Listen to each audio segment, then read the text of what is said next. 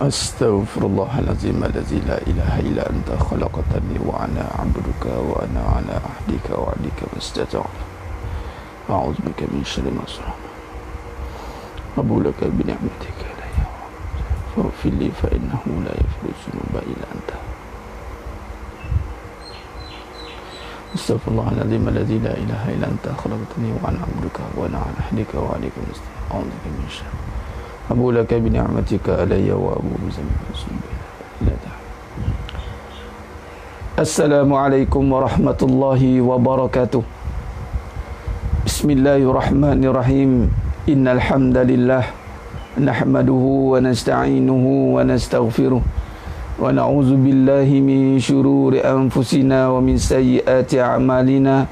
Man yahdihillahu fala mudhillalah wa man yudlil fala hadiyalah. Ashhadu an la ilaha illallah wahdahu la syarikalah wa ashhadu anna Muhammadan abduhu wa rasuluh. Allahumma salli ala Muhammad wa ala ali Muhammad. Rabbi yassir wa la tu'assir. Rabbi tammim bil khair. Rabbi shrah li sadri wa yassir li amri wa hlul 'uqdatam min lisani yafqahu qawli. Allahumma iftah alaina hikmataka wa anshur alaina min khazaini rahmatika ya arhamar rahimin. Al-Malikul Quddus As-Salamul Mu'minul Muhaiminul Azizul Jabbarul Mutakabbir. Subhanallah amma yushrikun. Wallahul Khaliqul Bari'ul Musawwiru lahul asma'ul husna.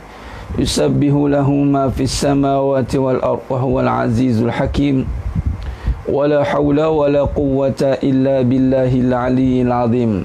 Wala manja minallah illa ilaih. Amma ba'du. Alhamdulillah, sidang penonton, sidang jemaah yang dirahmati Allah Subhanahu wa taala.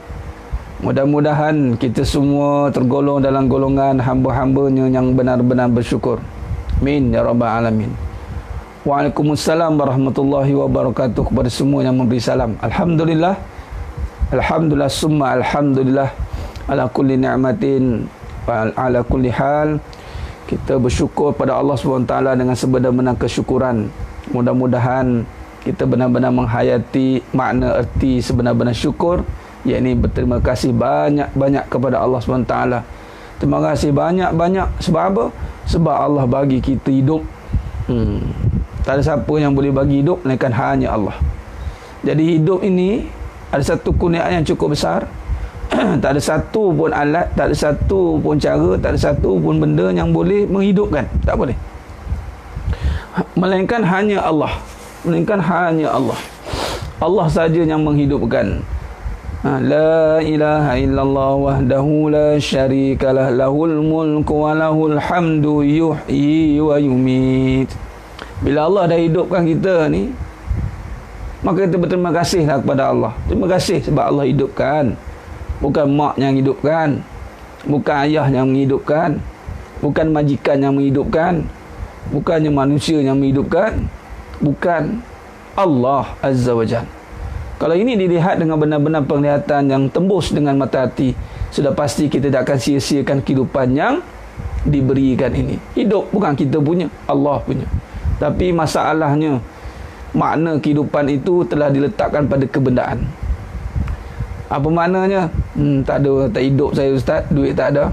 Nah, dia letakkan kepada duit yang menghidupkan dia, isteri yang menghidupkan dia, mak ayah yang menghidupkan dia.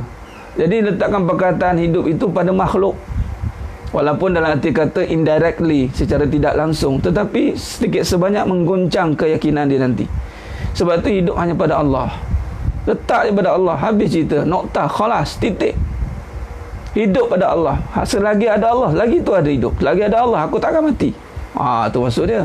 Ini habislah aku, matilah aku. Matilah aku. Dia rotipkan matilah, duit tak ada. Sebab kehidupan letak pada duit lah. Habislah aku, matilah aku. Sebab kehidupan letak kat laki, suami. Matilah aku sebab hidup letak dekat anak-anak. Matilah aku, hidup letak dekat pekerjaan. Di mana erti kesyukuran kita yang sebenar-benarnya? Bila kata kita letak hidup pada kebendaan, kita akan buat apa saja yang hidup tu nak. Kalau duit tu perlukan kita berbuat dosa, tinggalkan suruhannya, kita akan buat. Sebab duit yang menghidupkan kita. Nampak? Ini yang berlaku ni bila kita salah letak makna kehidupan pada kebendaan. Kita akan pulun habis-habisan untuk kebendaan. Kita akan ikut habis-habisan untuk kebendaan.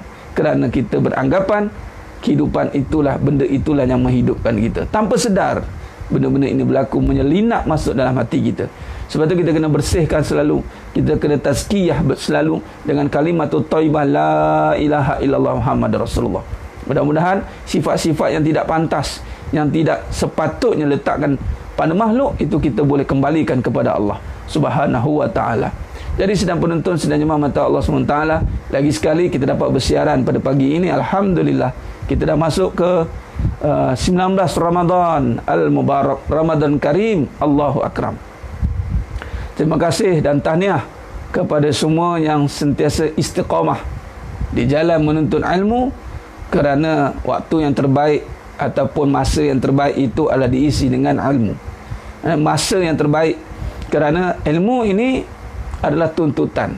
Talabal ilmu faridatan 'ala kulli muslim. Tuntutan. Malah bila kita sentiasa istiqamah dengan majlis ilmu, maka Allah akan berikan kita kefahaman. May yuridillahu bihi khairan yufaqihu hafiddin. Siapa yang Allah nak berikan dia kebaikan, Nabi kata, maka Allah bagikan dia kefahaman dalam agama. Faham agama, bukan tahu agama. Faham agama, bukan tahu agama. Tahu hanya ambil pengetahuan, dengar hanya di telinga saja. Tapi kalau faham agama, itu dari jiwa yang sedar akan kekuasaannya. Bermula dia mengenal akan dirinya, siapakah di sisi Allah SWT. Nah, itu sebenarnya permulaan agama. Agama dibangunkan dengan asas yang benar, usuluddin. Din yang sebenar itu mengenal Allah. Din, agama, mengenal penciptanya. Bila agama itu membawa kita mengenal pencipta, maka kita mengenallah diri kita ini sebagai hamba. Bila kita mengenal diri kita sebagai hamba, maka bertepatanlah dengan kehendak kejadian Allah SWT. Illa liya'budun. Nak kita ni jadi hamba dia je. Nak kita ni jadi hamba Allah semata-mata. Apa makna hamba? Sami'na wa ata'na. Tunduk dan patuh kepada suruhan dan meninggalkan larangannya. Takut hanya pada Allah Subhanahu wa ta'ala. Itu hamba. Hidup penuh ketakutan hanya dengan Allah, bukan takut dengan selain Allah. Ghairillah. Alhamdulillah, bersyukur kita pada Allah sekali, dengan nikmat juga yang besar. Itulah nikmat iman, amal dan ketaatan. Tanpa iman, kita takkan mampu menyingkapi kehidupan ini. Tanpa iman, kita hanya berbicara soal kebendaan. Tanpa iman, kita hanya berbicara soal perasaan, nafsu saja. Tanpa iman, kita hanya berbincang soal kesedihan demi kesedihan. Tanpa iman, kita akan melihat hidup ini penuh dengan kebosanan. Perlu diisi dengan kegembiraan, keseronokan, hibur-hiburan sana sini. Menyebabkan hidup ini hanya diisi dengan keseronokan yang kosong. Habis pada seronok, habis. Sebab tu orang yang ada iman, dia tidak perlukan keseronokan. Dia berbeza. Seronok itu belum tentu membawa dia kepada bahagia. Tapi orang beriman, dia akan dapat kebahagiaan. Sudah pasti padanya ada keseronokan. Nah, macam contoh nuntut ilmu ni, bukan seronok kalau ikut orang yang biasa pergi kelab malam ke, atau pergi shopping mall ke, pergi dengar muzik-muzik ke, gelak-gelak, huha-huha. Mana seronok? Dengar tercegak, dia kena bancuh pula tu. Pam-pam-pam bagi sekali. Aduh, kena sekali. Kan? Orang yang tak biasa dengar, sakit hati aku dengar. Panas telinga aku dengar. Tak seronok. Tapi kenapa? Tuan-tuan sedang penonton, sedang jemaah mata Allah SWT boleh stay. Boleh dengar. Boleh duduk pula tu. 1 jam lebih duduk tercegat. Pegang handphone. Buat apa tu Umi? Buat apa tu Abi? Buat apa ni? Dengar ceramah ni. Nampak? Seronok pula tu. Sebab apa? Sudah ada bahagia dalam hati. Kerana pada amalan itu Allah sertakan dengannya itu kebahagiaan. Pasti. Sebab tu kita boleh stay beramal tu. Benda yang sama kadang-kadang tu berulang kali. Solat sama je. Perbuatan sama je. Benda yang sama kita dah tahu dah. Pejam mata pun boleh buat solat. Nampak tidak? Pejam mata dah. Nampak? Tapi kerana orang beriman itu bukan sekadar dapat keseronokan. Dia dah ada kegembiraan di dunia. Seronok tu barang luar. Orang yang seronok, orang yang gembira belum tentu bahagia.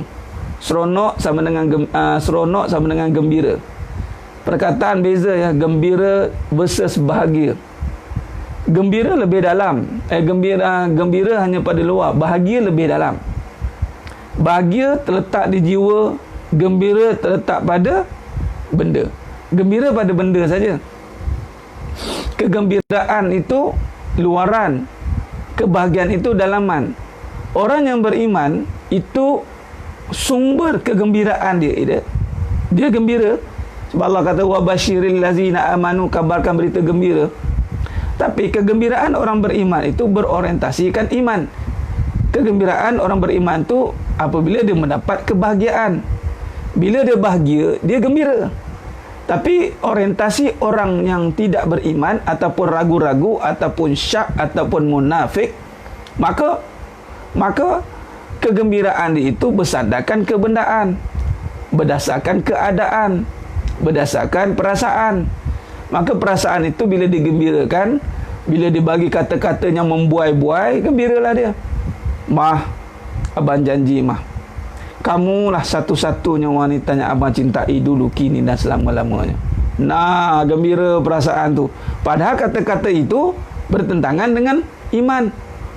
Iman tidak suruh memberi janji setia begitu. Tak ada Islam mengajar janji setia dengan manusia begitu. Islam mengajar kita menjaga amanah, bertanggungjawab. Bukan suruh janji dengan mulut. Janji tidak termeterai dengan mulut. Janji termeterai dengan perbuatan. Nampak? Gembiralah dia, seronok dengan kata-kata yang membuai-buai.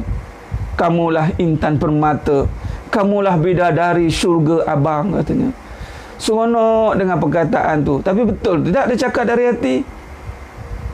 Tak guna berkata tentang bidadari, tak guna berkata tentang hanya gembira saja, tetapi di dalam hati ada syirik kepada Allah SWT.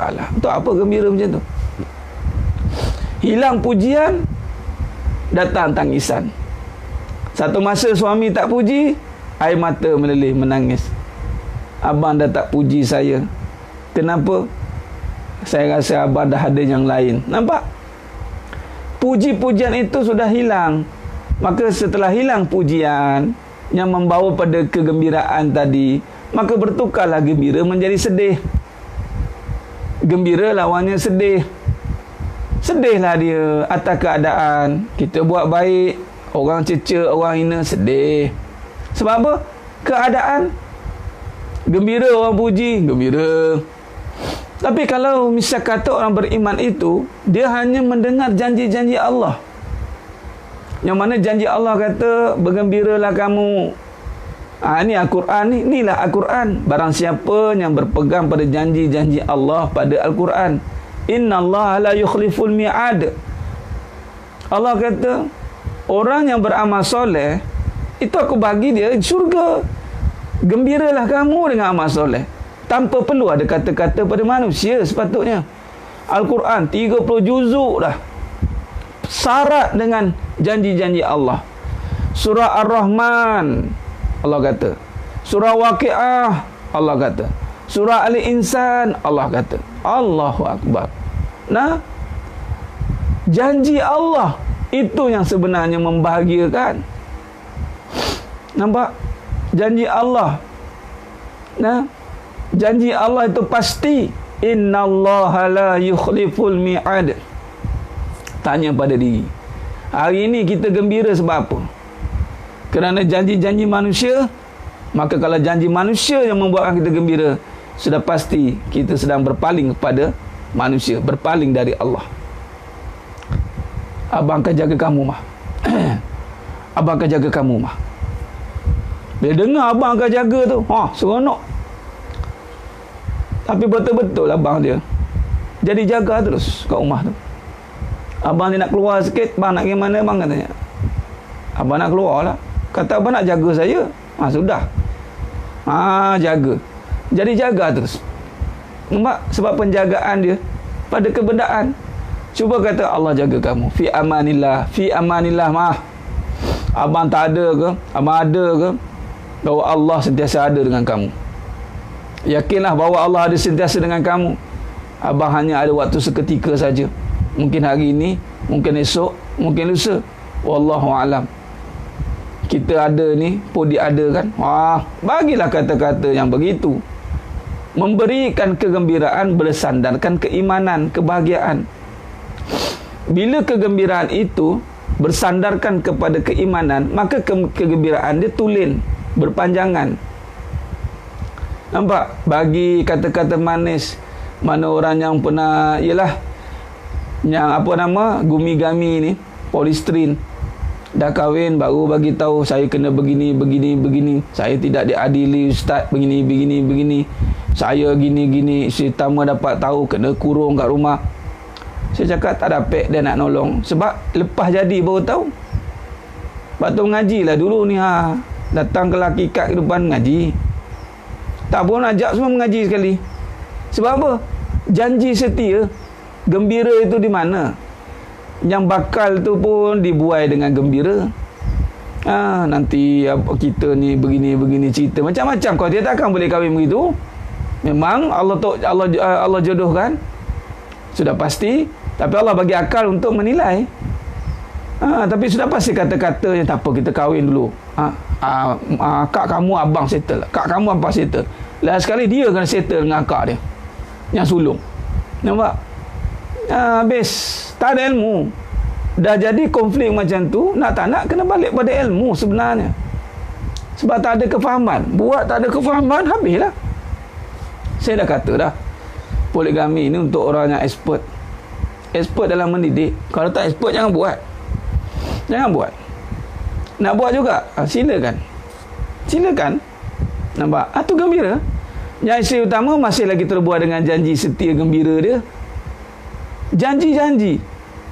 Dah 15 tahun kahwin, 20 tahun mu masih janji dengan manusia lagi. Allah uji tu kelang kabut tu. Janji. Ya, janji. Okey, abang tak jumpa dia dah. Kenapa janji macam tu? Kenapa janji atas nama manusia, untuk manusia? Salah siapa? Salah kita. Siapa suruh janji kahwin seorang lah? Siapa suruh kita kata kahwin seorang je? Islam tak ada pun kata kahwin seorang je. Tak suruh pun. Islam kata fa'ilam ta'dilu fawahid. Kalau kamu tak adil, tu je. Bukan kata jangan terus. Malah dimulakan dengan 2, 3, 4. Tak dapat baru 1. Nampak? Malah ngaji dulu adil tu apa? Adil nama Allah. Nampak? Ya, isteri satu je pun tak boleh nak dididik Razia, Puan Razia. Kadang-kadang orang cakap macam ni kat saya. Orang kata apa? Alah ustaz, yang satu tu pun tak didik, nak kahwin lagi. Saya cakap macam ni. Sebab satu tu lah sepatutnya terdidik. Sebab seorang je nak murid. Sepanjang kahwin belah-belah tahun, seorang nak murid, tak jadi-jadi nak murid tu. Ni nak murid apa ni? Dah nak murid apa ni? Nampak? Patutnya isteri itu seorang, patut dah expert lah dia. Dia dah dipersiapkan sepatutnya, jiwa dan raga, mental dan fizikal. Tapi Allah kata, aku lah tahu nak persiapkan si kamu tu macam mana. Allah datangkan hujan, dam kena, tumbang. Di mana kekuatan orang beriman? Di mana kalau masih lagi tumbang dengan perasaan? Di mana artinya sebuah keimanan kalau masih terkesan dengan ujian? Di mana? Sebab tu kena ada iman. Iman itu memberikan kekuatannya luar biasa. Nampak? Sidang penonton, sidang jemaah mata Allah SWT.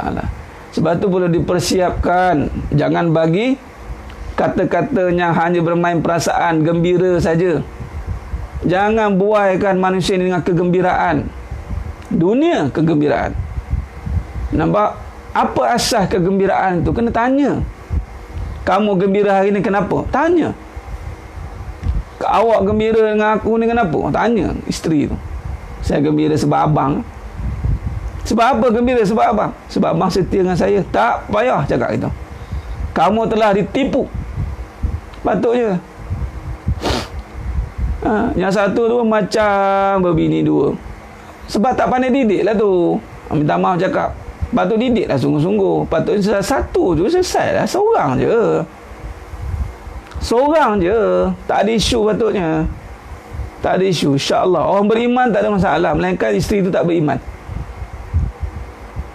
Melainkan isteri tak beriman. Ataupun suami tu tidak mendidik dengan bersungguh-sungguh. Salamnya lah bila kata suami tak mendidik bersungguh-sungguh, isteri pun ambil peluang. Betul Ustaz, betul tu Ustaz. Betul. Suami saya ni kan malah. Suami saya nampak. Tu ciri isteri tak beriman. Bila isteri tak beriman, dia akan nampak salah orang. Sebab isteri yang beriman, dia tak sempat cari salah orang. Suami yang beriman, dia pun tak sempat cari salah isteri. Dia akan mendidik. Dia akan terus mendidik. Dia tahu salah, dia didik. Nah, sidang penonton, sidang jemaah mata Allah SWT. Nah, malah itulah betul umpan duit. Ni bagus Puan Razia, betul. Ini juga ada golongan-golongan agamawan juga begitu. Nak kahwin lebih, duit kena banyak. Siapa yang pancing? Siapa sendiri yang buat kes yang situasi gitu? Perempuan pula sokong. Alah, seorang pun tak mampu, bagilah duit dulu. Nampak? Maka level perempuan ni level duitan je lah. Mata duitan je lah. Nampak? Murahnya perempuan ni boleh dibeli dengan duit. Nak buat macam tu? Isi mana? Isi pertama ni. Asal kahwin dia nak duit lebih. Ni berita gembira yang gembira hanya pada benda. Kegembiranya terbuai dengan nafsu benda. Khair, sidang menonton, sidang jemaah mata Allah SWT. Sebab itu kita kena kembali kepada inspirasi kehidupan yang bersandarkan kepada kebenaran. Sidang penonton, sidang jemaah mata Allah SWT, kita ini bila kita hidup mengenal Allah, kita akan tahu kat mana kita nak berpatah balik. Nampak tidak? Kembali kepada Allah, maka itulah cara kita nak kembali kepada kegembiraan atau kebahagiaan yang sebenar. Yang mana kalau kita kembali rujuk balik kepada perbahasan iman. Hari ini orang melihat perbahasan iman tu satu hala saja. Malah diingat iman mengaji berakidah lah. Kemudian next, setelah dia tahu sifat 20, setelah dia tahu asma' husna, dia kena buat apa? Sepatutnya kena hayati, dia kena fahami, dia kena rasai. Iman itu adalah bacaan dari hati. Iman. Kita tak sempat, kita punya tergopoh-gopohnya ajilah kita ni ajilah. Manusia ni sifatnya ajilah. Kita cepat nak mengambil benda, malah kita akan cepat kepada kebendaan. Hidup dia cepat-cepat. Nak kahwin. Kalau tak nak kahwin pun nak duit. Nak benda. Nak cepat habiskan apa? Doktorate apa? Sijil, cakap laju. Nak cepat untung. Semua nak cepat. Sehingga kan sifat kita yang tergesa-gesa dengan kebendaan menyebabkan kita memandang remeh untuk mengaji tentang keimanan. Sebab iman dia tidak boleh tergesa-gesa. Sifat iman itu sifat dia tenang. Sifat iman itu sifat dia tenang. Berlawanan dengan sifat dunia. Sifat dunia itu tergesa-gesa, ajilah, terburu-buru. Sifat dunia itu semua nak kena cepat. Sepatutnya bukan. Sepatutnya kembalikan yang cepat yang segera itu pada perkara yang sepatutnya. Iaitu apa? Pahala. Fastabiqul khairat.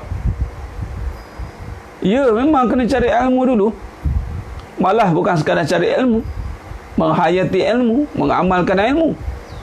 Nah, jadi kerana manusia ini tidak dididik, tidak dibangunkan dengan akidah yang benar, maka kecepatan dia, ketergasaan dia, tergesa-gesa dia itu beralih kepada kebendaan. Bila dia start belajar, bila dia mula melihat benda itu tidak mendatangkan apa-apa fungsi pada hidup dia, dia kejarlah dulu. Bila dia mula belajar tentang kasih sayang, di sini orang mula kata belajar kasih sayang setelah kecewa, baru nak belajar.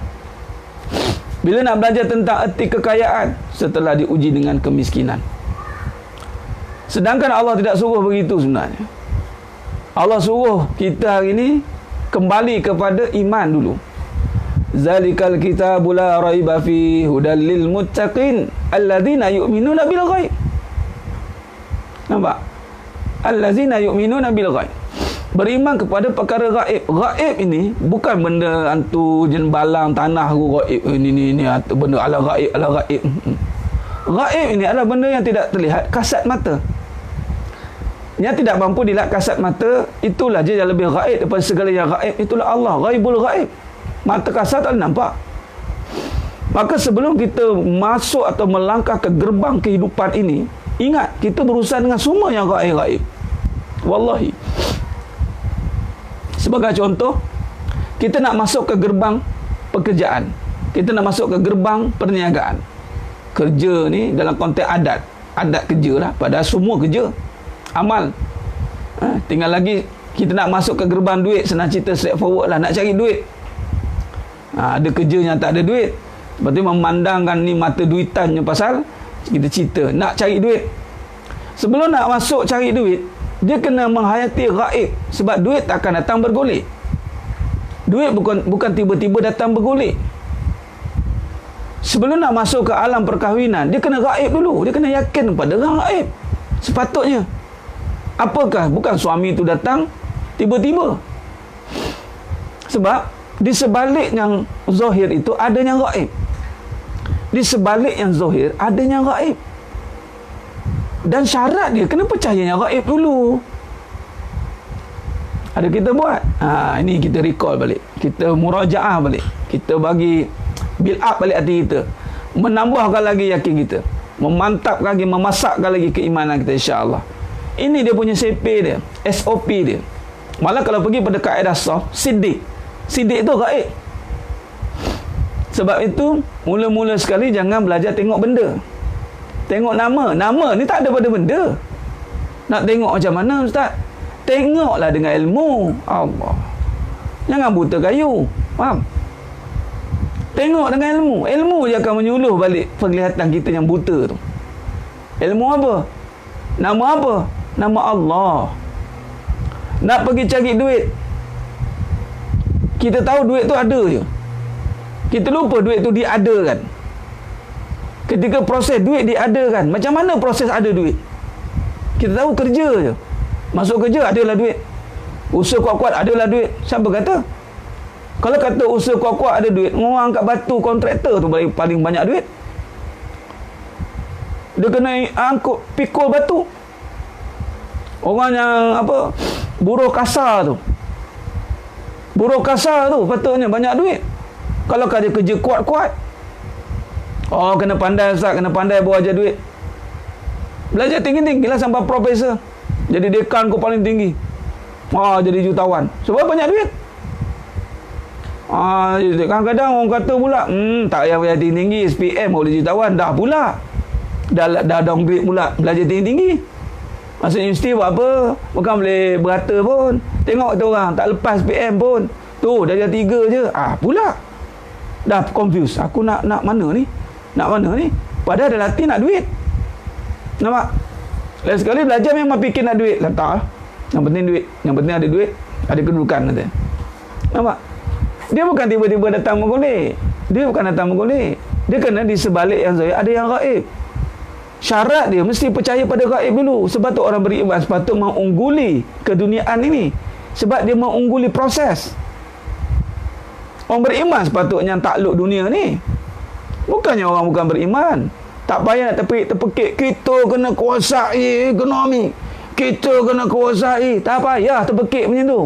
Kalau betul dia kuasai iman, dia pasti akan kuasai kebendaan. Pasti.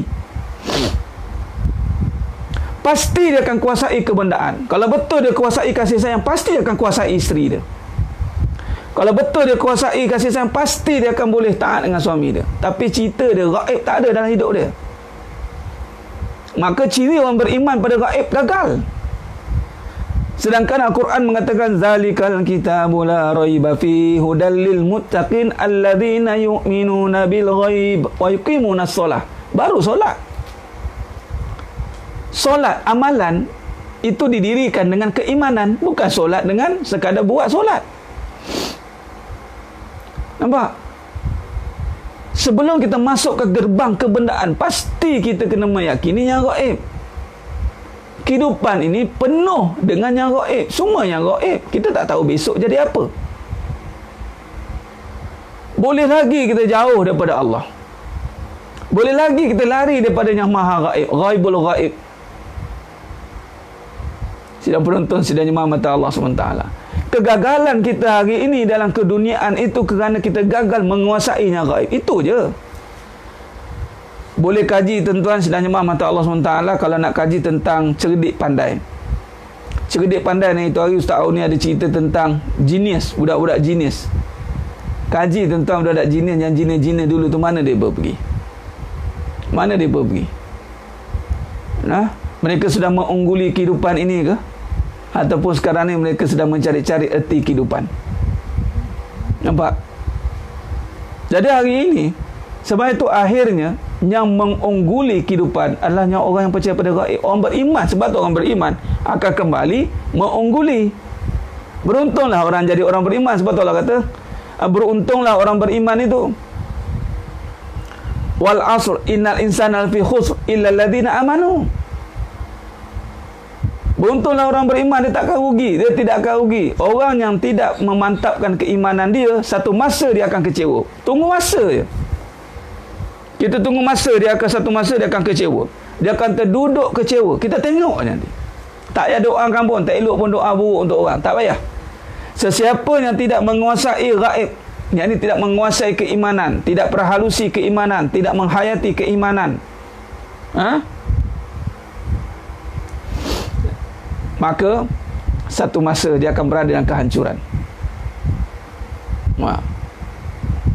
Betul Puan Nur Hashimah, ada panjang depan mata dia, tak nak kita renung. Sedangkan Allah suruh renung, fikir, singkapi, hayati.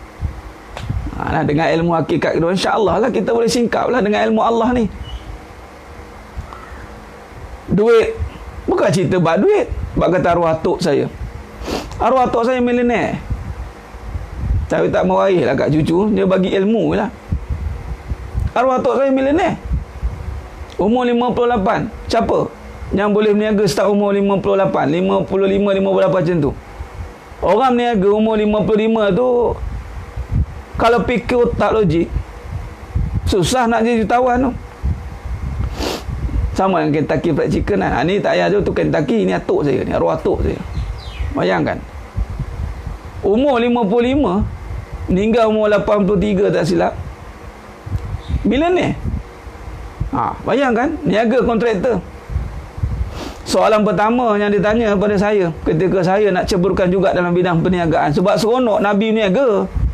Kita alasankan Nabi niaga. Asal niaga dia, Nabi, ikut Nabi. Asal niaga dia, ikut Nabi. Tapi iman ikut Nabi tidak. Bila tanya, dah arwah tok saya tanya, kau tahu apa bab duit? Nganga nak jawab. Waktu tu saya umur 21. Kau tahu apa bab duit? Ni. Nampak orang tua-tua tanya. Dan ni bukan orang tua-tua kosong ni, orang tua-tua berisi. Dalam bisnes-bisnes tu, kontraktor ni saya cerita sikit lah apa dia panggil bilhal dengan orang yang ada kefahaman dalam kehidupan.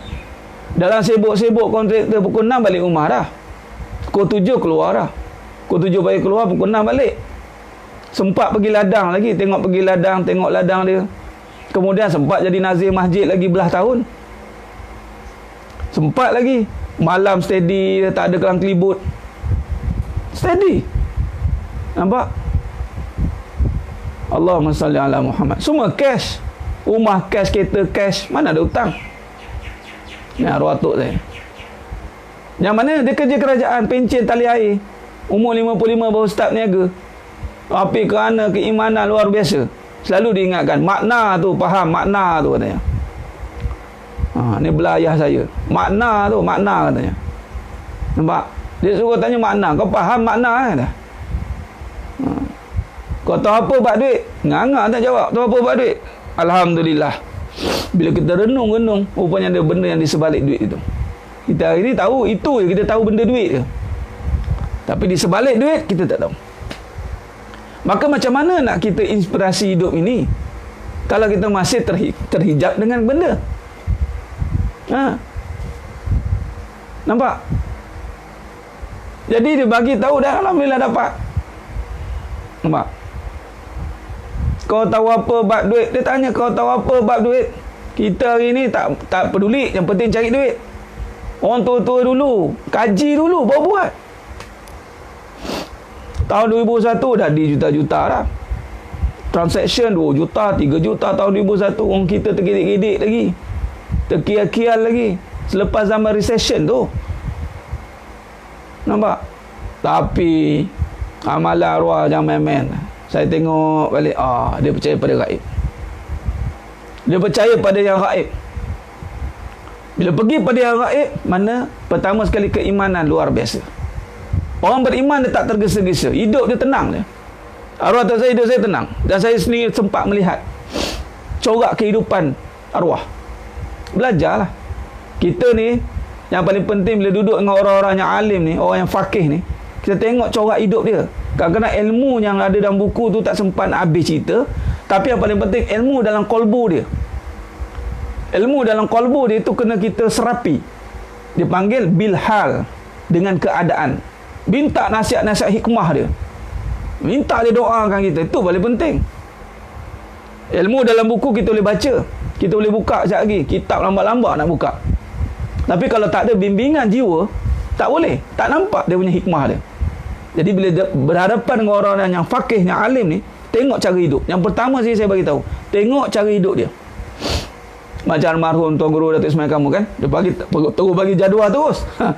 Tapi nak lebih dahsyat, tengok hidup, tengok depan-depan. Duduk dengan dia sekali, kau tempat tidur, kau tempat khidmat. Lepas situ dah nampak cara fikir dia, cara cakap dia, cara berhadapan dengan dia macam mana. Saya banyak kisah berhadapan dengan orang alim, alhamdulillah, syukur. Hidup tak serabut. Dia pun hidup tak serabut. Yang paling dekat arwah atuk saya lah. Nampak? Benda yang tak boleh jadi boleh. Atau saya juga terlibat dengan bidang hartanah waktu itu. Benda yang tak boleh, orang deal hartanah biasa 10%, kena guna lawyer, masuk dekat lawyer 10%, kemudian lepas progress baru habis. Ni saya cerita ni, kisah benar ni. Bagaimana bila kita percaya pada yang gaib, kita menguasai benda. Saya cerita satu kes arwah atuk saya, sementara nak cerita ni, kadang-kadang saya lupa nak cerita ni.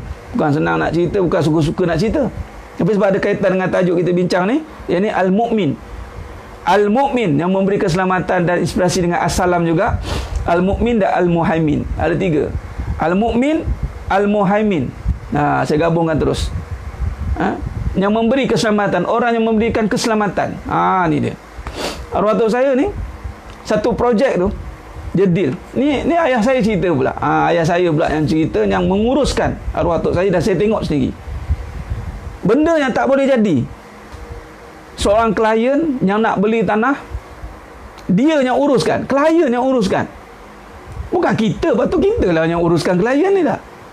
Tapi klien yang nak sangat beli tanah, dia bagi ewan duit. Dan tanah dan arwah atuk saya ni, dia ada hubungan dengan orang Sumatera, Indonesia sikit. Dia belikan flight tiket, kena terbang ke sana, dan tanah tu pula kena caveat. Siapa yang urusan buat tanah tahulah. Dia tolong selesaikan caveat tanah. Dia si klien ni, dia layan tok saya, arwah tok saya ni. Cakap apa benda yang arwah tok saya ni pakai. Nampak? Dia buat semua. Dia buat semua. Ni kalau kita sekarang berniaga, kita yang kena jaga klien nak. Kita kipas klien macam ni. Apa yang klien nak, kita ikut. Kita jaga kita punya pengedar, pengadil, dealer-dealer kita. Kita jaga klien kita. The client is always right. Arwah tok saya terbalik. Klien jaga arwah tok saya. Nak cakap apa? Bisnes yang hebat, klien paksa jaga. Dia support bisnes kita. Ni arwah tok saya. Dia datang, si hantar driver, dia hantar, beli tiket flight, pergi ambil, sebab kena ada tanda tangan, ada nak beli tanah. Sebab ada waris kat sana tanah tu, dan arwah atuk saya ni sebagai pemiliknya, tapi ada nama waris lain, kena pergilah Sumatera. Sebab arwah atuk saya ada kena mengena dengan Sumatera. Nak sign, dia bagi duit evan, duit belanja lagi. Lepas tu tanah tu pula melibatkan caveat, melibatkan dengan satu agensi yang dah claim tanah itu. Kemudian kalau nak beli juga, kena selesaikan caveat itu yang mahal harga dia. Semua diselesaikan oleh si klien ini. Klien ini berbesar hati nak buat. Dan ketika nak bayar duit tanah tu, dia bagi 30% advance. Harga tanah tu 2 juta lebih. Harga tanah tu 2 juta lebih ni tahun 2005, 2003 lah lebih kurang. 2 juta lebih tanah. Nak ceritanya tanah tu pula ada nama berkaitan dengan orang lain. Ni yang caveat ni, tanah tu adalah cerita dia, teknikal dia. Dia bayarkan untuk orang yang kes tu 1 juta lebih. Ni klien ni tolong bayarkan, settlekan. Dia beli, tak apa. Dia bagi 30% kat arwah tok saya. Selepas tu baru dia bayar lump sum full.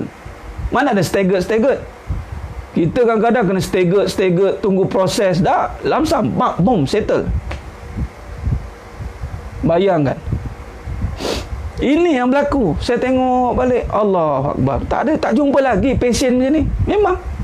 Sebab dia ni tak tunduk dengan duit. Dia ni arwah tak tunduk dengan duit. Dia tak tunduk dengan duit. Orang nak saman dia tak jadi. TNB sekali dia buat kontraktor nak kena saman tak jadi. Nampak? Ni orang bisnes ni, bisnes sufi dia panggil. Bisnes sufi. Saya menurun lah. Ambil ilmu bisnes tu daripada situ, belajar.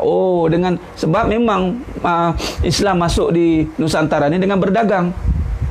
Tapi apakah perdagangan itu ataukah keimanan itu? Sebab orang yang berdagang ini orangnya sepatutnya beriman, orang yang paling tawaduk, orang niaga lah patutnya. Sepatutnya. Bukan dia yang paling terkinja-kinja sekali. Allahu Akbar. Patut dia lah yang kena jaga front line. Arwah tok saya jaga masjid, nazir masjid. Dia kalau buat ni, Cina kalah dengan dia. Nak bagi diskaun dia. Buat masjid ni rumah Allah katanya. Habis potong harga terus. Tak ada nak makak-makak.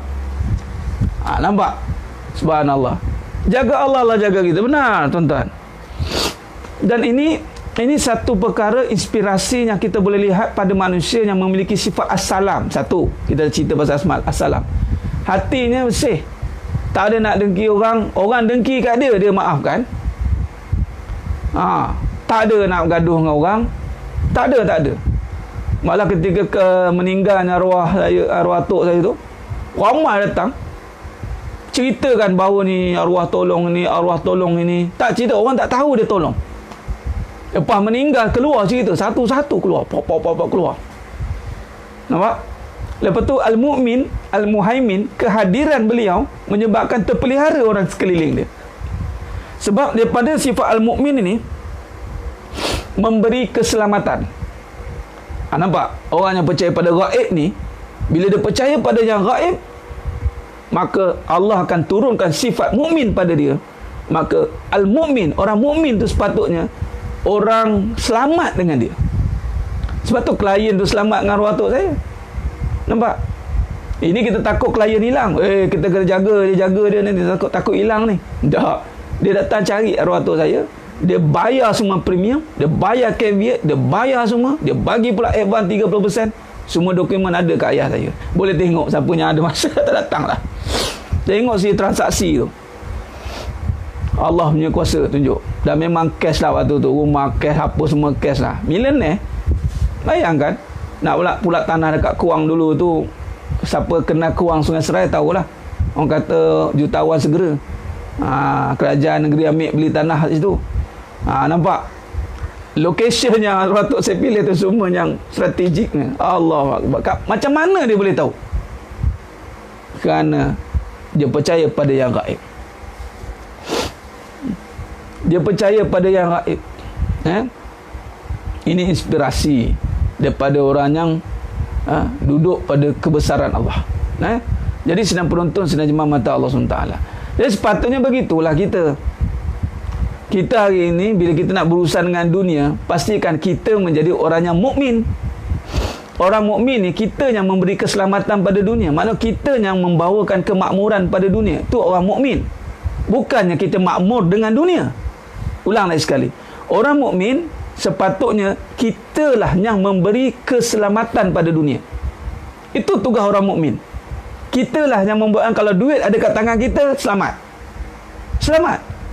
Itu orang mukmin. Sepatutnya isteri kalau ada kat tangan orang mukmin, isteri tu selamat. Apa saja yang ada pada tangan orang mukmin selamat. Itulah mukmin, memberi keselamatan.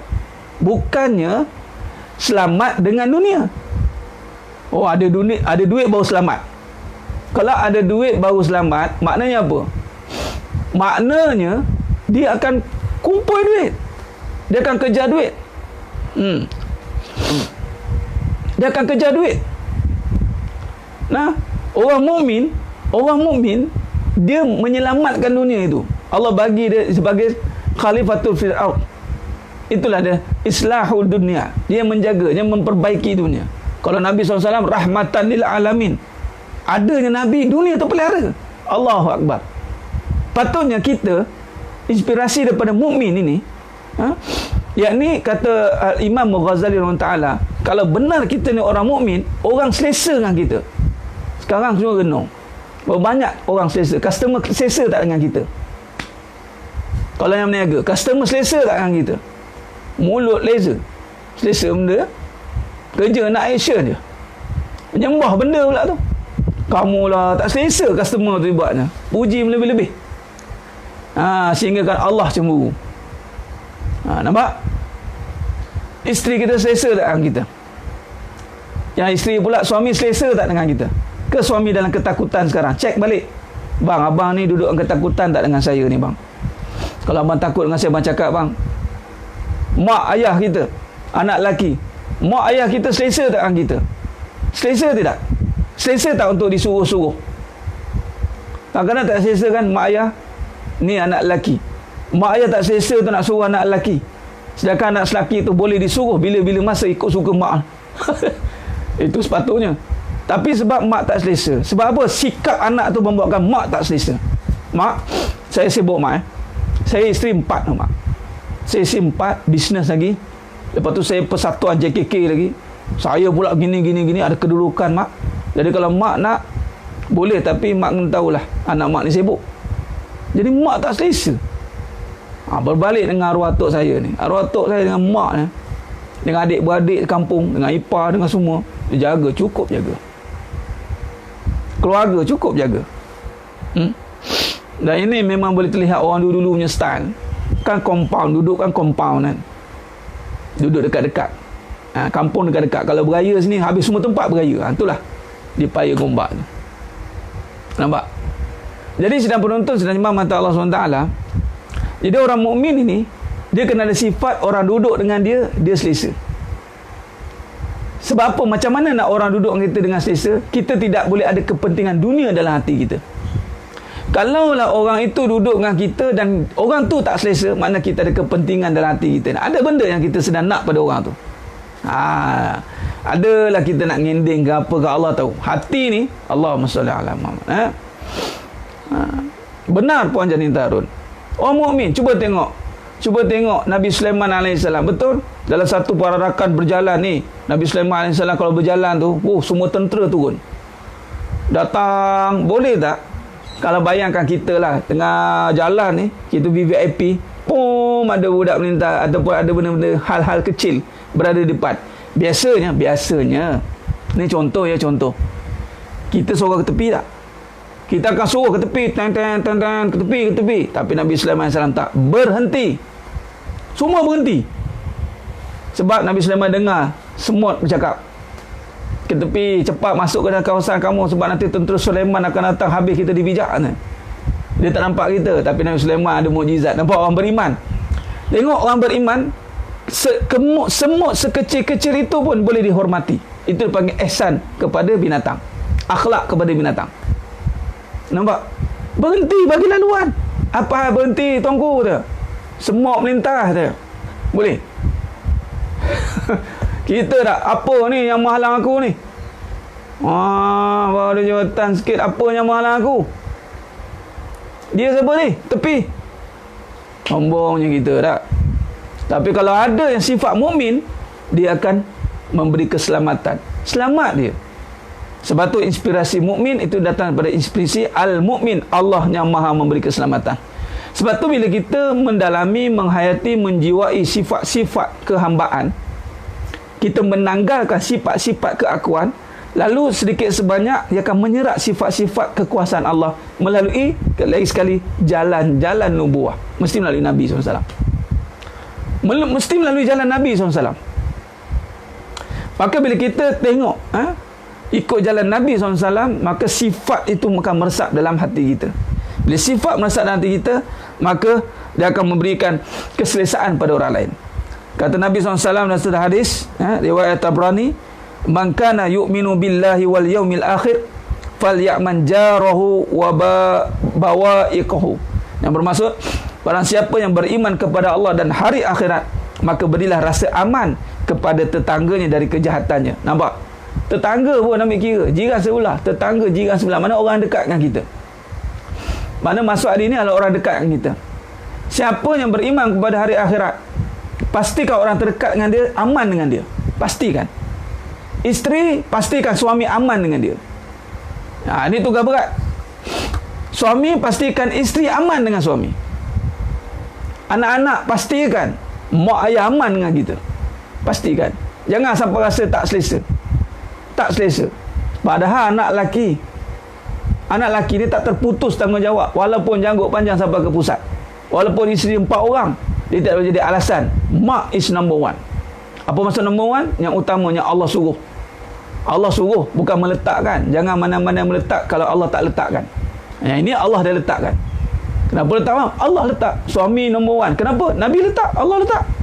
Kena buatlah. Macam orang perempuan, number one-nya adalah suaminya. Kalau masing-masing ikut spek ini, amanlah dunia. Tak adalah seorang nak tarik muka, nak cemburu lah, nak dengki lah. Tak ada. Takkan berlaku sidang penonton sedang jemaah mata Allah SWT. Baik. Maka dalam satu hadis lain, Nabi SAW bersabda daripada riwayat Imam Ahmad, Muslim dan sahihnya, innakum tatahafatuna finnar tahafutal farash wa ana akhizun bihajrzikum. Sesungguhnya kamu berguguran ke dalam api neraka seperti kelakatu, sedangkan aku memegang kamu. Nah, sifat orang mukmin ni, kata Nabi SAW, sifat Nabi orang mukmin juga adalah mengelakkan saudaranya, saudara seagamanya itu daripada masuk ke dalam kerosakan. Masuk ke dalam kerosakan. Itu sifat. Maknanya Nabi merumpamakan sifat Nabi SAW ini ibarat seperti yang kalakatu ni, manusia ni, kalakatu yang nak datang pada api, yang akan berguguran masuk ke dalam api, tetapi Nabi SAW menolak-nolak kalakatu itu yang menghalang manusia daripada masuk kepada neraka. Nabi SAW, sifat mukmin Nabi SAW itu benar-benar memikirkan tak nak masuk neraka. Jadi kat sini kita boleh belajar inspirasi pada Nabi SAW. Kalau betul kita nak isteri kita selamat, pastikan isteri kita tidak jadi ahli neraka. Pastikan. Kalau betul macam isteri-isteri pula sayangkan suami, pastikan suami itu jumpa di syurga. Ini kadang-kadang sayang bagai nak rak sayang, beria-ria sayang. Engkau lah. Tiba-tiba tak jumpa kat syurga.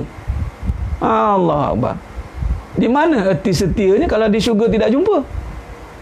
Setianya sebenar itu syurga, bukan dunia. Jadi kata Said Awa rahimahullah ta'ala, bahagian al-mu'min adalah orang-orang yang berada di sekelilingnya berasa tenang, sejuk dan selamat. Ini inspirasinya daripada Dr. Said Awa kata, orang-orang yang berada di sekeliling orang itu berasa tenang, damai, sejuk, selamat. Walau bagaimanapun keadaan orang-orang seperti yang sedih, ketika berada berdekatan orang itu menjadi bahagia dan tenang. Orang yang sedih, yang takut duduk dengan orang mukmin, dia akan hilang kesedihan, bukan lagi sedih. Sebab tu kalau dengan jumpa mana-mana tok guru, kita dengan ada masalah, nak tanya macam-macam soalan, jumpa je dah hilang. Nak tanya apa tadi katanya, lupa dah nak tanya. Nampak tak? Itulah Nabi SAW. Ketika orang ada masalah, tengok Nabi hilang masalah. Dan ini menarik. Sayyidatina Khadijah radhiyallahu anha, sifat Sayyidatina Khadijah radhiyallahu anha ini sehingga diangkat menjadi ummahatul mukminin, ketua. Nabi SAW bila melihat Sayyidatina Khadijah radhiyallahu anha, separuh masalah Nabi hilang. Itulah ciri orang mukmin. Ini kita balik rumah tengok isteri kita, Bukan separuh, daripada tak ada masalah, separuh masalah datang. Allahu Akbar. Jangan jadi macam tu. Patut kita jadi orang yang tidak membawa masalah. Itu sepatutnya. Jadi inspirasi pada al-mukmin ini, jangan jadi orang yang pembawa masalah. Punca. Ni kita ni punca. Kalau kita siapa masalah ni kalau dia dengki, adalah orang yang dengki, orang yang hasad, orang cemburu, orang yang mulut tak boleh jaga, ada ujub dalam hati. Bila ada hati bermasalah, dia tidak salam, dia tidak sejahtera, maka dia tidak akan jadi mukmin. Kalau dia tidak sejahtera, dia tidak akan jadi mukmin. Orang yang tidak mukmin ini, hati dia banyak masalah. Bila ada masalah, dia lah akan jadi punca nanti. Cuba tengok, dia akan jadi punca lah nanti. Cuba kalau dalam hati dia tidak ada masalah, tengok nanti, malah dia jadi punca kebahagiaan pula. Pilihlah untuk jadi punca kebahagiaan. Jangan kita ni banyak benda yang tak kena. Itu tak kena, ni tak kena. Bak dunia cerewet kita. Nakkan hak saja, memanjang nak minta hak saja. Walaupun memang sepatutnya hak itu diminta, tapi ada jalan lain untuk dapatkan hak itu. Jadi apa? Dapatkanlah dengan cara mukmin. Redha dengan keadaan itu, lalu bermohonlah kepada Allah. Tunjukkan sifat al-mukmin itu, sifat seorang hamba yang memberikan keselamatan dan kesejahteraan. Walaupun dia tidak dapat hak dia, tetapi dia masih menjaga keselamatan untuk orang lain. Dia jaga, memudahkan usaha suami, bukannya pau suami. Jadi jangan jadi punca. Hebatnya, jadilah isteri kalau nak inspirasi Sayyidina Khadijah radhiyallahu anha. Ini inspirasi Sayyidina Khadijah radhiyallahu anha, harta. Tak habis-habis harta. Mata duitan gamaknya orang manusia ni. Duit je nampaknya. Jangan. Tengok sifat. Nabi SAW terkesan dengan Sayyidina Khadijah radhiyallahu anha kerana sifatnya. Sehingga bila tiada pun terkenang-kenang dia. Harta ni, orang berharta tak ada, habis-habis ya. Tapi kalau dia itu punya sifat baik, maka hartanya itu tiada nilai. Sifat dia itu mengatasi hartanya. Isteri cuba elakkan je pencetus yang negatif. Betul tu. Jangan jadi pencetus. Kita jangan jadi pencetus kepada yang negatif. Jangan. Kalau benar kita orang mukmin, malah ketika suami balik dengan keadaan keresahan, Nabi SAW diuji tu, wahyu turun, Nabi takutlah. Sifat ketakutan itu ada kan. Tak kenal apa tiba-tiba berkembang sayap ke atas tu. Iqra' katanya. Tak pernah jumpa, balik menggigil Nabi. Jumpa Sayyidina Khadijah radhiyallahu peluk. Sabar wahai suamiku. Nampak? Kalau kena kat kita, itulah cari penyakit lagi. Cari penyakit lagi. Pergilah. Ini isteri kan. Kena isteri yang tak faham bahasa tu, dia condemn je suami tu. Dia tunggu masa nak condemn. Allahu Akbar. Itulah. Cari penyakit kahwin lagi. Rasa kan. Dia bagi. Ni jenis isteri yang bagi kahwin. Tapi dia tunggu masa. Kalau kena dia taji betul-betul isteri orang suami tu. Nak sangat. Rasakan. Patutnya balik. Sabarlah bang. Patutnya sabarlah bang. Allah nak uji abang ni. Allah nak angkat martabat abang jadi suami yang lebih baik bang. Saya support abang. Abang jangan risau. Suami dengar macam tu, Allah, lega dia. Okey, abang jangan risaukan saya. Saya insya-Allah boleh jaga. Allah ada. Abang selesaikanlah adik madu tu. Boy. Macam itulah kaman damai dunia ni. Ni tak? Itulah gatal dah kahwin. Saya pun tak selesai, tambah lagi. Ini. Saya bagi contoh ni senang nampak. Senang faham. Sebab kita berhadapan lagi. Orang kalau ada masalah, biasa je. Ni contoh kalau kawan-kawan lah. Dia jarang jumpa kita. Satu ketika tu, dia susah. Dia jumpa kita. Ni dia. Ni penyakit. Orang susah bila jumpa kita. Mulut kita ni, dah susah baru nak cari ke? Dia serak mulut kita. Dah susah baru nak cari. Aku ni tempat apa? Dah bubuh kawan tu. Tak payahlah. Dah awak Allah datang tu, tolong je lah. Tak payah nak tazkirah kawan tu. Bukan apa Ustaz, kalau tazkirah dia tak sedar diri. Yang sedarkan ya Allah. Kita bercakap pun dengan tak puas hati, bukan betul-betul nak mendidik pun. Kita nak bagi tahu kita ni ada kepentingan boleh tolong orang.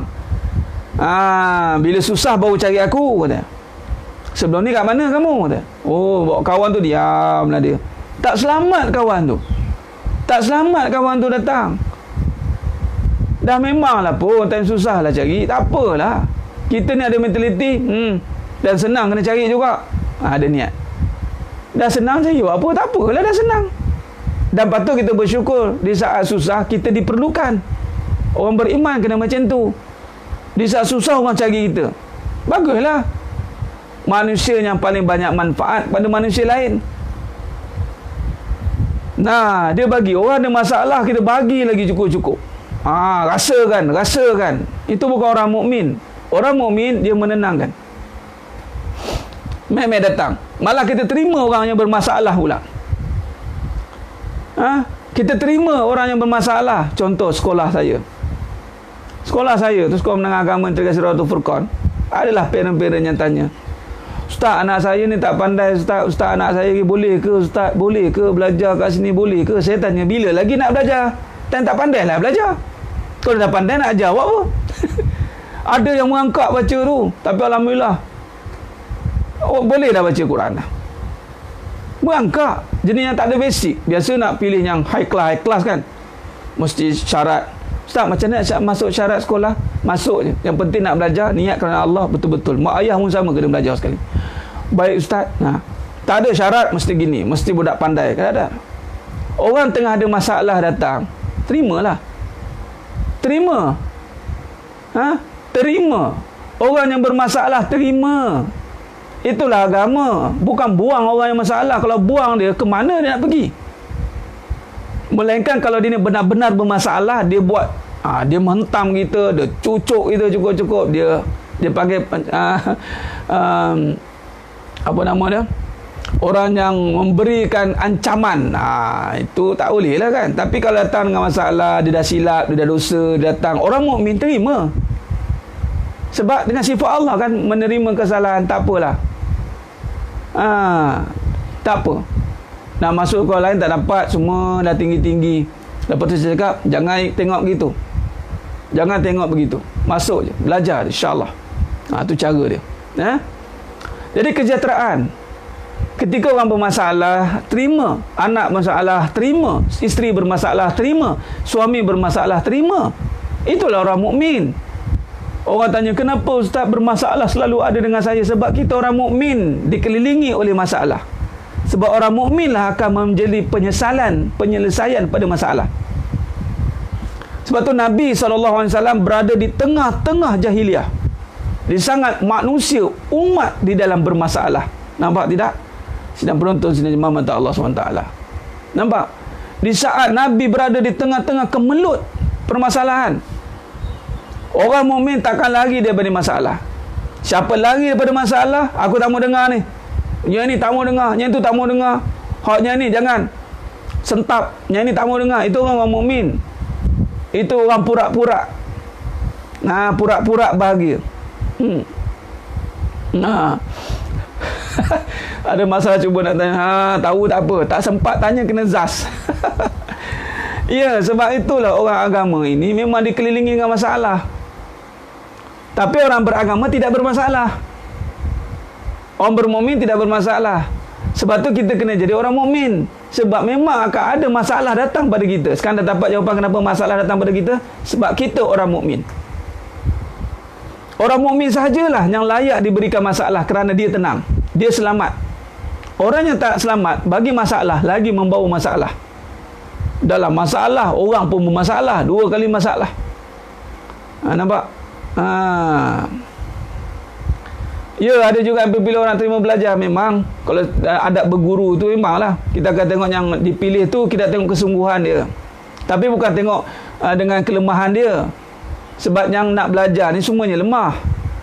Tapi tengok dia kesungguhan dia, ada tak sombong dia, ada tak dia sedar tak diri. Kalau sedar diri, masuklah.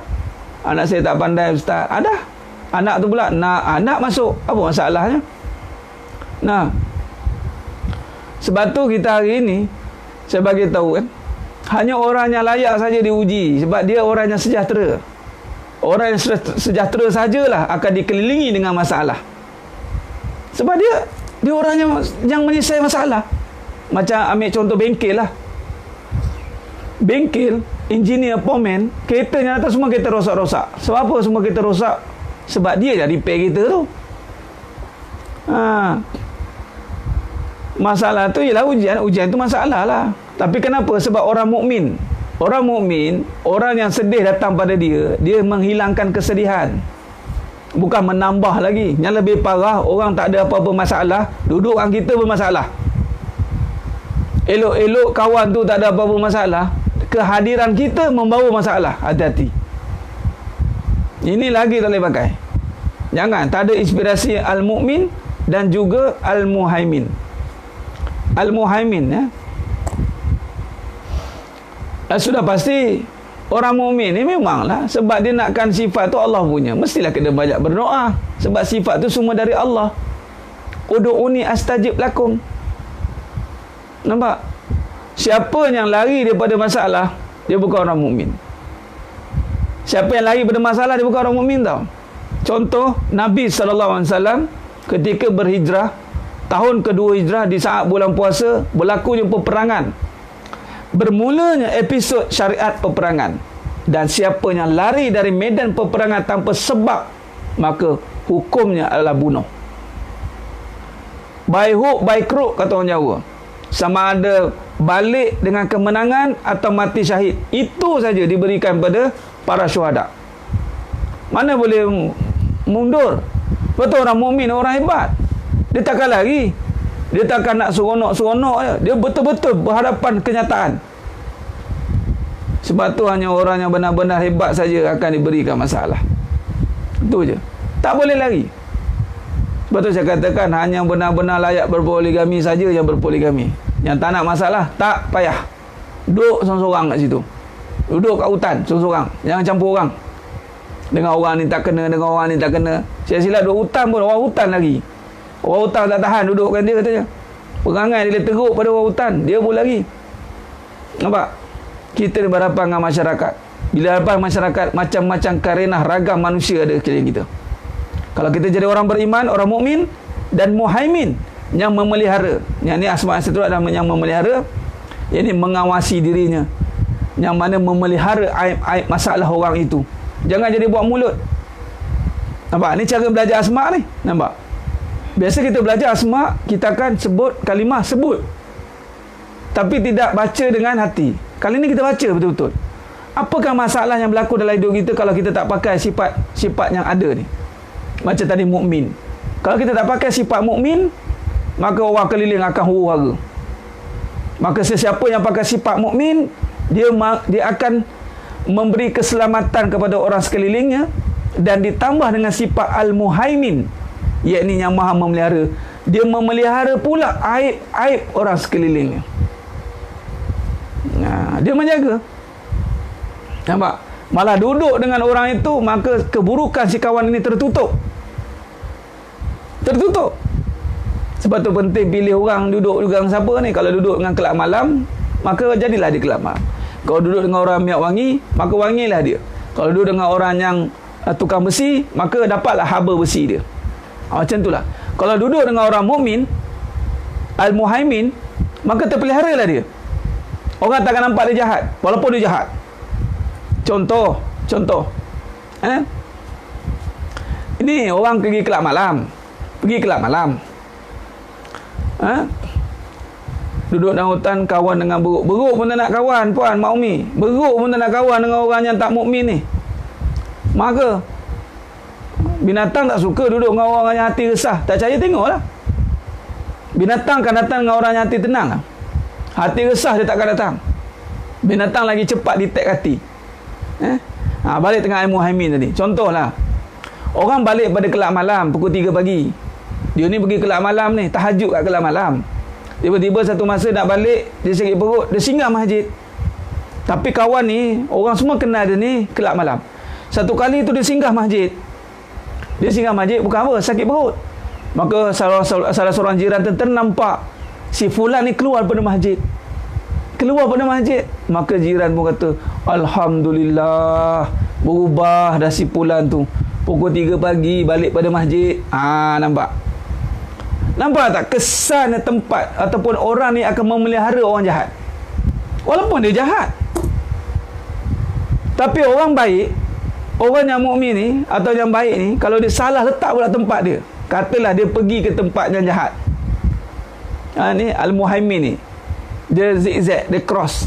Contoh, dia pergi kelab malam sebab nak berdakwah dalam tu, tapi dia pergi, orang jiran nampak, dia dah berubah dah pandai pergi kelab malam, nampak? Habis. Kalau duduk dengan penunggu agama, orang yang duduk tu je tahu orang tu penunggu agama ke tidak. Kurang-kurangnya kita ni dari luar, orang nampak orang tu orang agama, dia okey lah tu, daripada duduk dengan orang pakai seluar pendek, rambut perang, bercoreng. Itu dia penunggang tak penunggang, tu urusan dia. Sebab tu agama ni boleh ditipu. Pakai tudung labuh, pakai perudah pun boleh orang tipu.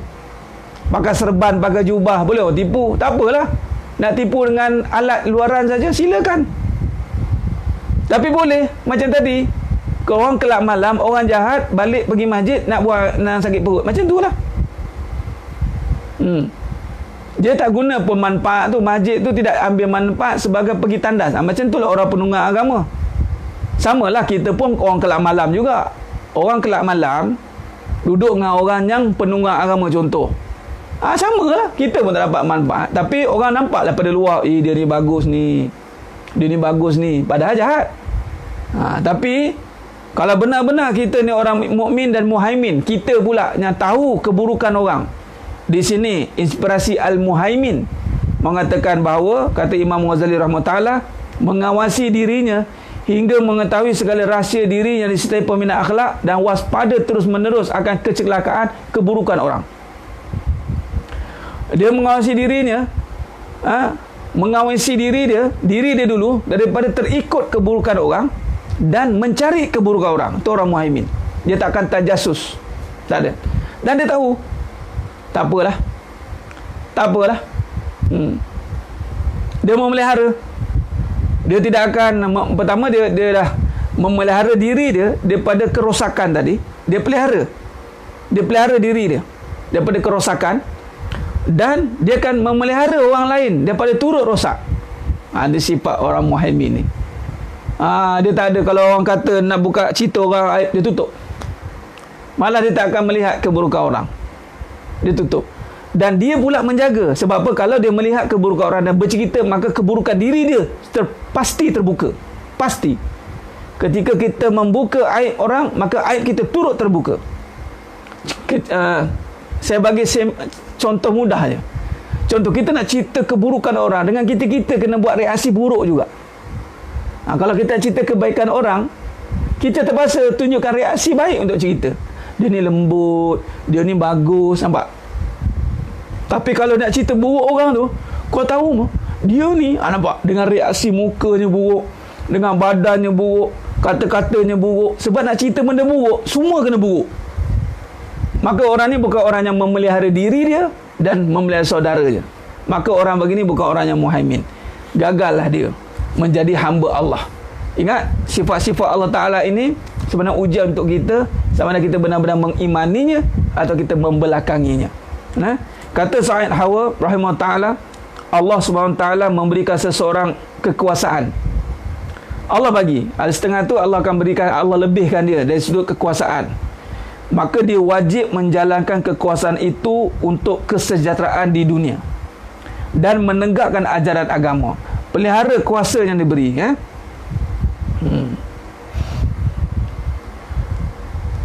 Bila kata masuk sifat Al-Muhaimin, memelihara ni, maka terjawab soalan Puan Fazilah. Kita kena memilih dengan siapa kita nak berkawan. Sebab dia akan memberi kesan kepada kita. Sebab bila sebut Muhaimin, memelihara, takut kita yang tak terpelihara ni. Kita boleh berkawan dengan siapa, tapi di saat kita jumpa orang yang buruk, mulut kita ni, kita akan terbuka nak cerita keburukan orang. Jadi hati-hati duduk dengan orang buruk. Sebab takut tak kuat kita pun buka keburukan orang itu kepada orang lain. Dah bercerita mengadu domba, makan daging, ngumpat. Tu dia, tu sebab kena pilih tu. Sebab kita nak jaga diri kita daripada terjerumus, termasuk dalam lembah kerosakan. Jangan.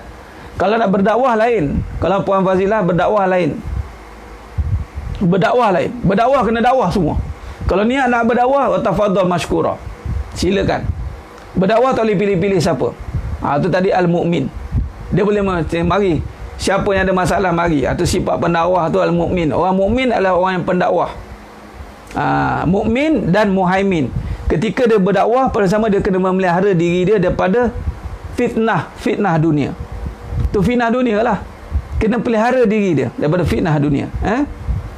Maka ketika diberikan kekuasaan, kata Dr. Syed Hawar rahimahullah ta'ala, maka wajib dia menjaga kekuasaan itu kerana memelihara kekuasaan itu sebagai tunduk kepada sifat al-muhaimin. Perkara tersebut tidak akan diperoleh kecuali dengan pengawasan dan penguasaan yang baik terhadap rakyatnya. Ini contoh kepada pemerintah yang memelihara. Memelihara ni pemerintah, juga suami memelihara isteri dia, wajib. Pemimpin memelihara rakyatnya, wajib. Sebab ketika Allah berikan kelebihan pada seseorang itu menandakan bahawa Allah nak dia bertanggungjawab dengan perkara itu. Sidang penonton, sidang jemaah mata Allah Subhanahu wa taala.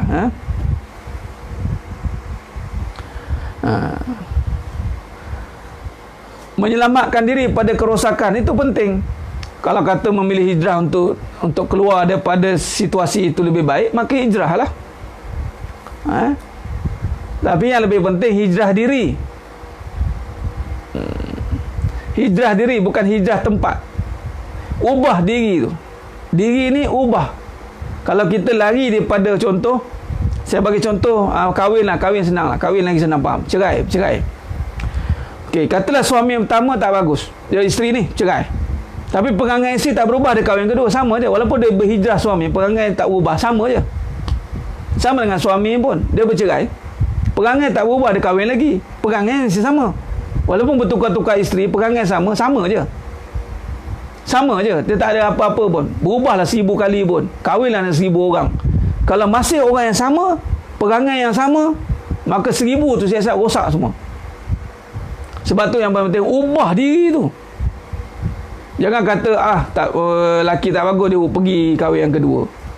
Diri dia masih tak terpelihara, masih lagi ada kerosakan, masih ada kemudaratan yang boleh buat pada orang lain, maka tak jadi isu, tak selesai masalah. Sebab tu kalau bercerai bukan penyelesaian kepada masalah pun, silap menambah masalah lagi ada. Menambah lagi masalah. Jadi cara yang terbaik adalah pelihara diri dari kemurkaan Allah. Cek balik diri, yang mana perkara-perkara yang mendatangkan kemurkaan Allah. Lebih baik pelihara diri daripada Allah murka, daripada jauh daripada perkara yang kita tak selesa. Nak lari je kerja kita ni. Nampak? Itu maksudnya al-muhaimin tadi. Pelihara diri, pelihara orang keliling kita daripada termasuk dalam kemurkaan Allah Subhanahu wa taala. Sidang penonton, sidang jemaah mata Allah Subhanahu wa taala. Maka inspirasi daripada as-salam, al-mu'min, al-muhaimin. Kalau kita lihat pada Nabi SAW, itulah Nabi SAW rahmatan lil alamin. Cuba lihat perwatakan Nabi SAW, itu sejahtera, salam. Dan Nabi memang buktikan dengan salam, kerana Nabi lah sentiasa mulakan salam. Antara nak buang kesombongan dalam hati kita ini, kata Nabi SAW, mulakan bagi salam. Mulakan bagi salam. Dan antara petanda kiamat akhir zaman, petanda kiamat juga mafhum hadis, kita hanya bagi salam dengan orang yang kita kenal je. Bagi salam orang perempuan ni kadang-kadang pergi solat menonong-nonong, bukan bagi salam. Bagi salam, Assalamualaikum. Bagi salam sesama perempuan. Sesama perempuan ni payah sikit, dia akan mesra dengan orang dia kenal dia. Belaga-laga pipi, belaga lutut, semua belaga habis. Tapi dengan orang tak kenal, menonong jalan tu. Dahlah solat dekat RNR ke, solat dekat ni ke, tak jemaah, memanglah perempuan dah tak jemaah sendiri. Tapi sifat menonong dia tu, salam tak ada. Bagilah salam, siapa pun, Assalamualaikum. Dan lagi kalau yang berpudah tu, yang berpudah dah lah mulut tak nampak, cubalah bunyi, bagi. Dia tak nampak, dengan dia hilang sekali. Bagi salam lah, Assalamualaikum, apa khabar? Assalamualaikum, mulakan bagi salam. Nabi SAW, antara sifat Nabi yang sahabat nak tiru tak boleh tiru, itulah bagi salam. Nabi sentiasa mendahului salam. Orang lelaki insyaAllah, orang lelaki tak tahulah, ni apa yang saya tengok mudahlah, sebab dia solat di jemaah. Bila solat jemaah senanglah nak salam. Orang perempuan ni saya tengok, minta maaf saya cakap ni based on apa yang memang berlaku. Orang perempuan dia ada act sikit. Ada act sikit. Dia ada tegur, dia ada layan orang dia kenal dia. Orang dia tak kenal, tak ada apa-apa dia tak layan. Ini akhir zaman dan ini petanda kiamat. Hati-hati. Hati-hati. Dia layan dengan orang yang ada kepentingan dia. Yang ada memberi kesan pada dia, dia layan. Orang tak kenal, minta maaf. Dia langgar dia. Tengok jeling pula.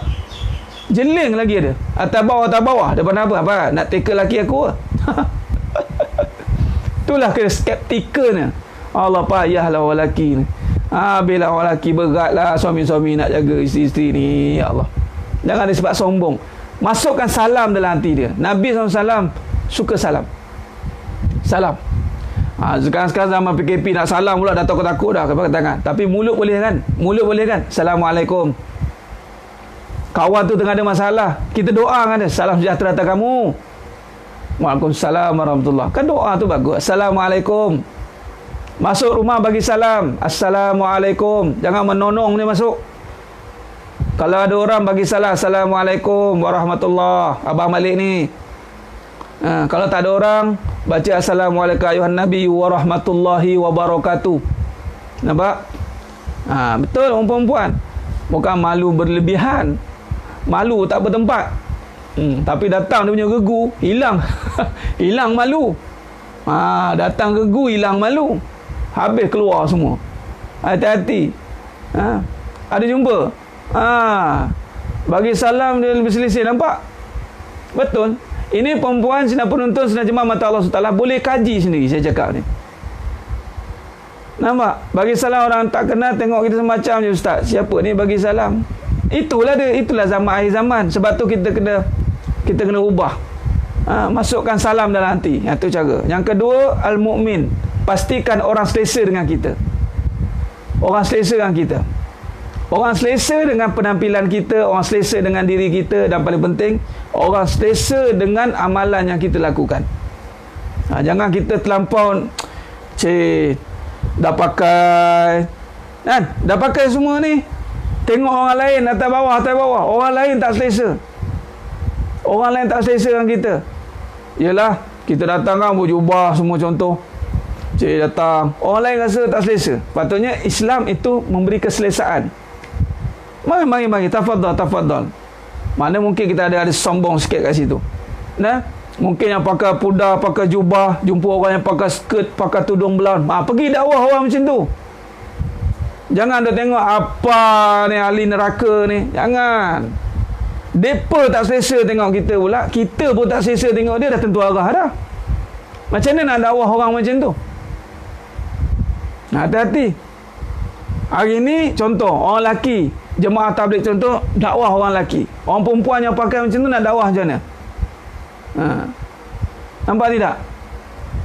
Kenapa nak pandang atas bawah? Sebab rasa diri bagus, Puan Raziah. Terasa bagus tu. Rasa perbezaan. Rasa diri mulia, yang tu hina. Hati-hati. Menonong-nonong tu. Jadi selesa dengan penampilan kita. Jangan buat orang tak selesa. Cari jalan, maknanya hati. Jangan ambil sifat menghukum. Maknanya kalau kita pakai dan orang tak selesa, kemungkinan dalam hati kita ada benda. Itu je jawapan dia. Pakai dengan sifat tawaduk, pakai dengan sifat nak menunjukkan perwatakan yang hebat. Itu sebenarnya. Cuba bagi salam lepas ni, inspirasi, insya-Allah. Orang lelaki pun sama, bagi salam, lantaklah dia pandang kita semacam Assalamualaikum. Waalaikumsalam. Lantak dia jawab tak jawab, patutnya wajib hukum jawab salam tu, jangan main. Kalau dia belajar, dia kena jawab. Kalau dia tak belajar, tak tahulah. Mungkin dia jawab dalam hati, sangka baik. Waalaikumsalam, jawab slow je. Biarlah. Baik. Hati-hati.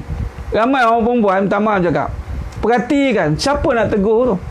Siapa tu nak tegur yang duk seksa, ada seksi ni. Tegurlah, pergi jumpa, tegur. Kalau lelaki nak tegur kan nampak sangat gatal lah ustaz ni. Orang perempuan nak tegur, janganlah hina. Pergi tengok orang perempuan tak betul yang pakai ketat semua tu, tegur dia. Dia orang okey, insya-Allah. Assalamualaikum dik, apa khabar? Allah cantik lah, cakap elok lah, ikhlas lah cakap. Jangan apa nak jadi ni, dah buang terbiat ke. Tak ingat neraka. Allah cakap macam tu. Itu bukan Islam. Islam kan sejahtera. Jawab, cakap dengan sejahtera. Cakap dengan sejahtera. Betulkan pakaian dia dulu. Jangan menyebabkan orang pandang Islam dengan pandangan yang tidak mukmin. Orang mukmin, orang tengok, orang suka. Sepatutnya. Orang tengok, orang suka. Orang terinspirasi sepatutnya. Lagi orang perempuan sekarang. Saya direct kata, seorang perempuan ramai ni. Orang lelaki sengsara ni. Keluar saya puasa, Allah, nampak sana terbuka aurat, sini terbuka aurat. Mana orang perempuan tak nak tegur menegur ni? Sebab tu kena bagi salam dulu, buat kawan, Assalamualaikum. Kemudian nak cakap lah elok. Kalau lelaki yang tegur kan, nanti dapat tahu dik bini kata kan nak ngorat pula. Tu dia. Tegur betul-betul orang perempuan, tolonglah. Saya bagi arah, saya cakap ni kepada orang yang mana Allah beri kekuatan, kalau nampaklah saudara se-Islam sendiri, sahabat-sahabat tu saudara se-Islam yang duk pakai ya Allah lah kadang-kadang, tegurlah dia, selamatkan dia. Ini sifat memelihara. Al-Muhaimin, peliharalah yang dipanggil makhluk sejenis dia. Yang sejenisnya, yang perempuan, sama-sama perempuan, tegurlah, selamatkan dia. Al-Muhaimin, peliharalah dia daripada api neraka. Selamatkan. Mari, dek, cantik adik ni, lagi cantik kalau tutup ni. Cakaplah, pandai-pandai lah. InsyaAllah usahakan. Jangan buat rasa tak selesa. Okey. Jadi insyaAllah itulah Assalam, Al-Mu'min, Al-Muhaimin. InsyaAllah 3 inspirasi ni kita cuba amalkan. Bukan sebutkan sebab dalam kitab Maqasid Al-Islamiyah mengatakan untuk amalkan dalam bilangan itu kena ada gurunya, mursyid. Tapi ada pun tiada lagi nas yang mengatakan bilangan-bilangan itu. Ada pun yang lebih tepat itu adalah mengamalkan. Asmaul Husna ini adalah dihayati, difahami dan dirasai. Hayati as-salam itu, dan sehingga terbit akhlak salam. Hayati al-mu'min itu, sehingga terbit mukminnya. Hayati al-muhaiminnya, sehingga terbit muhaiminnya. Itu panggil tajalli. InsyaAllah. Memang nak tegur tak berani. Memang saya terus terang cakap, memang cubalah. InsyaAllah doa ke Allah, cuba, dan supaya bagi Allah bagi kekuatan. Memang salah gaya, silap air bulan, memang dia marah kita balik. Cuba cari jalan lah dengan inspirasi Assalam ini. Assalamualaikum, apa khabar, tanya salam. Kemudian bagi dia selesa dengan kita. Al-Mu'min, bagi dia selesa dengan kita. Kemudian pelihara dia. Setakat hari ini tak ada lagi orang marah apabila kita datang untuk memelihara dia. Tapi yang jadi isu bila kita nak mengancam dia. Nak mengancam dia. Samalah 3 konsep ni. Nak pujuk siapa? Assalam, Al-Mu'min, Al-Muhaimin. Salam, Mu'min, Muhaimin. Bagi salam, kemudian bagi selesa, kemudian pelihara dia. Pun boleh, ikutlah. Kalau larat tak bagi hadiah, bagi baju, silakan. Larat, silakan. Tuan Kifli, InsyaAllah. Jadi saya rasa cukup setakat itu. InsyaAllah, amin ya rabbal alamin. Mudah-mudahan pada semua yang menonton pada pagi yang penuh barakah ni, Allah pilih kita semuanya insyaAllah dapat menghayati sifat-sifat Asmaul Husna ini, kerana hanya dengan Allah saja, dengan izin Allah sajalah kita mampu menterjemahkan sifat kehambaan ini melalui akhlak Nabi dan sifat-sifat kesempurnaan Allah SWT. Kalau lah berjaya kita terjemahkan sifat ini, Allahu Akbar, besarnya pahalanya. Itu panggil akhlak. Antara timbangan yang paling berat di akhirat nantilah akhlak. Jadi mudah-mudahan juga yang menonton pada pagi yang penuh barakah ini, insyaAllah mudah-mudahan Allah temukan dengan malam Lailatul Qadar. Amin ya rabbal alamin. Semuanya Allah temukan dengan malam Lailatul Qadar, dan insyaAllah yang bersungguh-sungguh ini, dan saya yakin semuanya yang buat ini bukannya ala kadar, sudah pasti Allah pertemukan dengan malam Lailatul Qadar, maka diampunkan seluruh dosa-dosa terdahulu sehingga habis licin, tak ada satu pun dosa yang tinggal. Amin ya rabbal alamin. Seterusnya dimasukkan ke dalam syurganya tanpa hisab. Amin ya rabbal alamin. Aku qouli hadza wa astaghfirullahalazim li wa lakum. Wa billahi taufiq wal hidayah. Wassalamualaikum warahmatullahi wabarakatuh. Kita tangguh dengan tasbih kafarah dan suratul Asr. Subhanakallahumma wa bihamdi asyhadu an la ilaha illa anta astaghfiruka wa atubu. Bismillahirrahmanirrahim. Wal 'asr innal insana lafi khusr illa alladhina amanu wa 'amilus solihat wa tawassaw bil haqq wa tawassaw bis sabr. Wallahu a'lam bissawab. Takbir, Allahu akbar.